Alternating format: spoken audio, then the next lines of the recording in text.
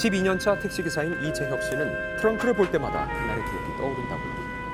진짜 영화나 드라마에서나 보던 일이 이렇게 나한테 딱 닥치니까는 당황스럽기도 하고.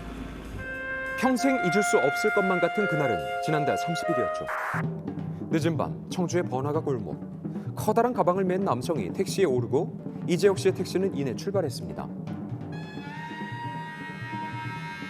이 손님의 목적지는 도심 외곽을 벗어나 인적이 드문 전원마을이었다고요.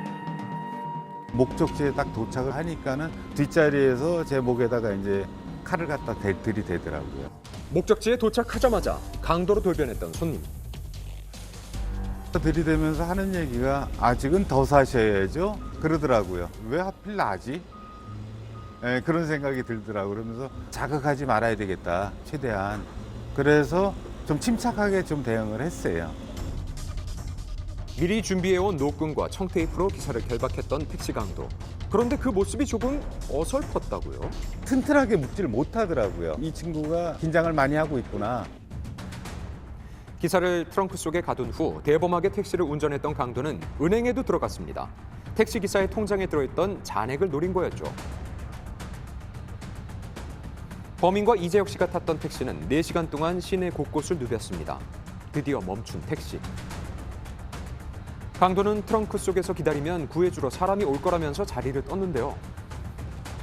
아침이면은 문자를 갖다 넣어가지고 꺼내주게끔 하겠다. 그 지인한테 문자를 해달라. 아들한테 하지 말고. 그랬더니만 알았어요 그러더라고. 기사가 부탁했던 대로 지인에게 택시 위치를 보낸 강도. 하지만 떠날 땐 차량 블랙박스까지 떼서 사라지는 치밀함도 보였습니다. 그렇다면 트렁크 속에 남겨진 기사는 어떻게 됐을까? 여기 이제 이렇게 보면은 비상 레버가 있습니다. 잠금 장치를 갖다 해제할 수가 있어요. 트렁크 안 비상탈출 레버가 이재혁 씨의 생명 버튼이었습니다. 손에 결박된 걸 풀고 그리고 우선 그거 찾는 데는 대략 한 5분이 안 걸렸을 거예요. 어두운 공간이었지만 평소에 익혀둔 대로 야광 레버를 눌러서 트렁크에서 탈출할 수 있었죠. 운전석에 보니까는 차키는 놓고 갔더라고. 최대한 접촉을 자제하면서 경찰서에 가가지고 이제 신고를 하게 된 거죠. 범행 시작 후 17시간 만에 검거된 강도.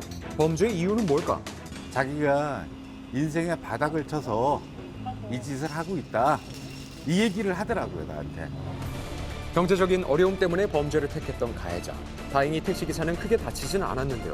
처벌은 어떻게 되죠?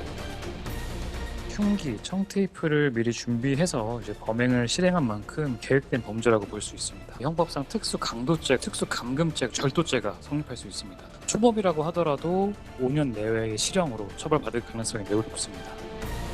세상에 착한 범죄는 없습니다. 흉악한 범죄로까지 이어질 수 있는 만큼 무거운 처벌이 꼭 필요하겠습니다.